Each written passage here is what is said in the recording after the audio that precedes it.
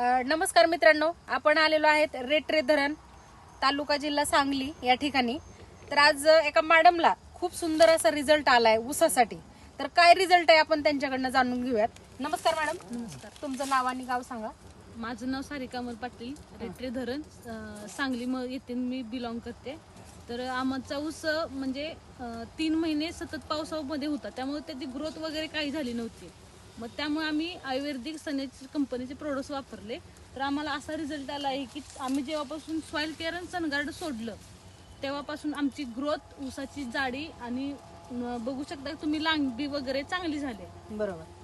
तर बघा मित्रांनो, इतका छान रिझल्ट. ते म्हणतात की बाबा 3 महिने ऊस पाण्यामध्येच होता टोटल आणि गुडघेच्या वरती ऊस वाढला नव्हता. तर त्यांना एवढा सुंदर असा रिझल्ट भेटलाय.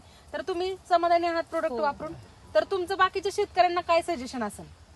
आता खरंच सांगायला गेलं तर आता केमिकलमुळं जास्त म्हणजे हेच होते ना, रासायनिकमुळे जास्त हे होते.